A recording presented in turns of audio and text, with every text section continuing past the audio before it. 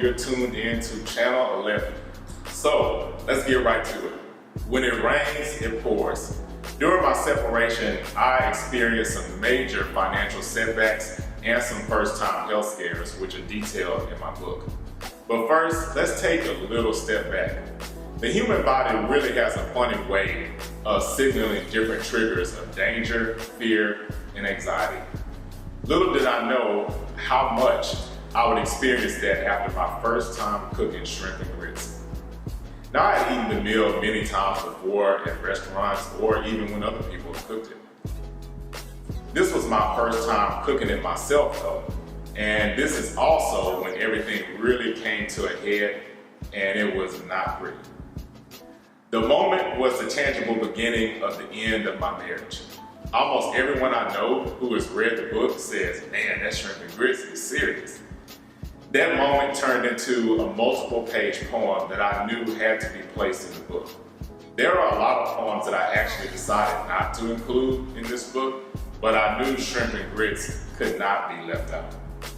Here's the funny thing.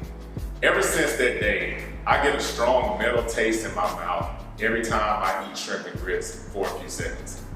Obviously, it hasn't stopped me from eating it, but it's always that strange feeling in the back of my head, even if I just see shrimp and grits, let alone eat it. When I talk about those 5 stages, the shrimp and grits poem, that one really embodies the anger that I felt at that moment. I would love to share that one with you here today, but it's a little explicit. There may be children watching, so just get the book and check it out for yourself. But I do want to share one other poem from my book, and this one is called Chandelier. Everything we do in life leaves an imprint.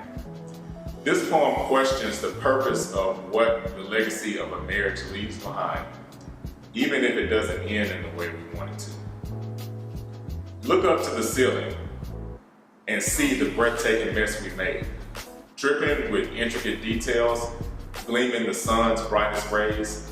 At first glance, it looks breathtaking, like a sugar rush mixed with a nice buzz. But take a closer look to see the diamonds, gems, and precious metals were bonded with blood and tears. It's a gorgeous, frightening masterpiece, hovering above our heads, like a rain cloud mixed with sunshine that we just can't escape. I saw it coming this time, so I packed my umbrella today, in case the glorious rain is just too much to bear.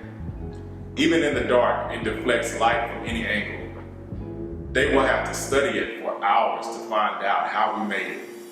And even then, they still won't figure it out. This house is empty. The only emblem of love is the evidence of our hearts, minds, and souls shifting. With this custom, one-of-a-kind chandelier dangling from the ceiling. I wonder what they will make of it.